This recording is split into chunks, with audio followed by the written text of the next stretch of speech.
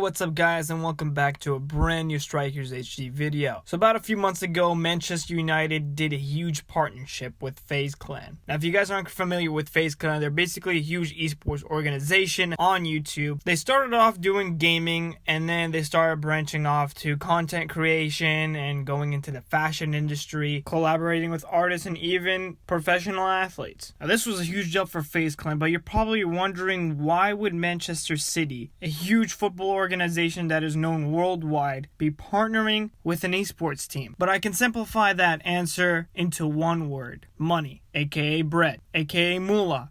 And we'll also add dough into the mix. You have to remember, the main reason why there are professional teams is simply to make money. If you really think about it, a club operates like a business. Everything has to go right in order for it to function. Now, a club earns its revenue in three ways: playing games, selling players, and last but certainly not least, merchandising. Now, merchandising is a pretty big deal. As a matter of fact, let me give you one example. So when Juventus bought Ronaldo for $130 million, in the first 24 hours, they managed to sell $60 million worth of Ronaldo jerseys, literally paying half of how much they bought them. So it's a pretty big deal. The more money you have, the more you're able to invest, the more you can make, and so on and so forth. Now that we got the basics, now let's delve into why esports. Now the first thing you gotta know is this isn't the first time a football club has invested in an esports team. For example, Ajax and PSV, both Dutch clubs,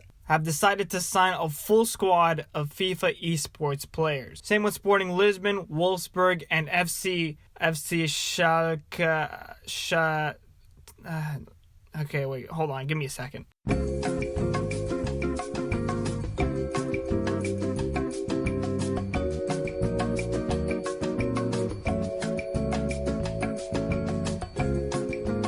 FC Schalke 04, Gelsenkirchen.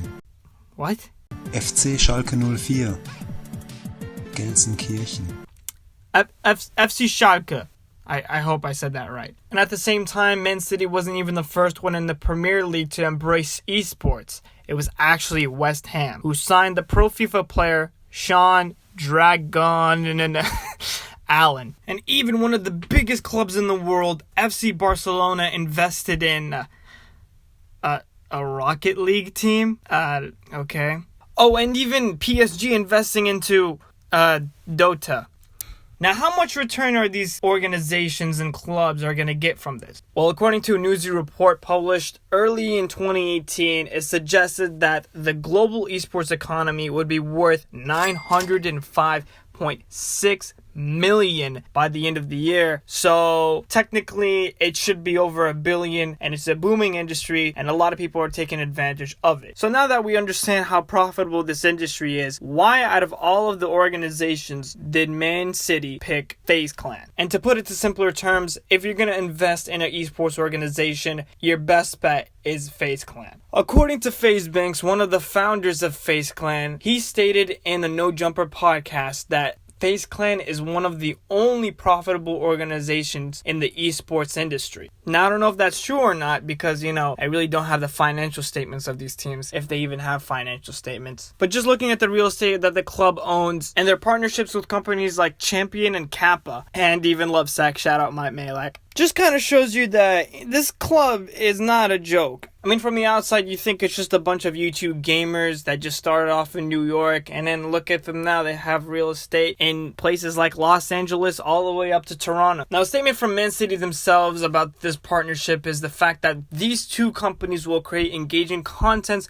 with talent and players, as well as hosting exclusive events in the US and around the world, and launch limited edition co-branded retail products. And also on the esports side, City and Faze will be bringing their existing FIFA players together in a shared training facility. Essentially, what Man City is doing is tapping into a whole new industry, because not everyone watches football, but there's some people that actually like playing games like FIFA, and they also like the hype around the culture of clothing and limited edition products. And you're going to engage with much more people, especially younger audiences, through social media websites like YouTube, Instagram, Facebook, instead of strictly from games on television and football games at the actual stadium. Now, if I had to guess which esports team will most likely have a huge partnership with a football club, I'd say it would be 100 Thieves. I mean, they're growing with their merchandising. The company is truly expanding. My man Drizzy Drake even has stake of the company. And to top it all off, they even have their own jerseys on FIFA 20. So, for those of you who wants to be an esports player or get into investing in esports teams if you have that bag, this is definitely an industry to look for because the barriers of entries aren't as high. So, yeah. And yeah, that's a wrap. Thank you guys for watching. Be sure to like and subscribe. Comment down below if you would like to see anything else. See you later.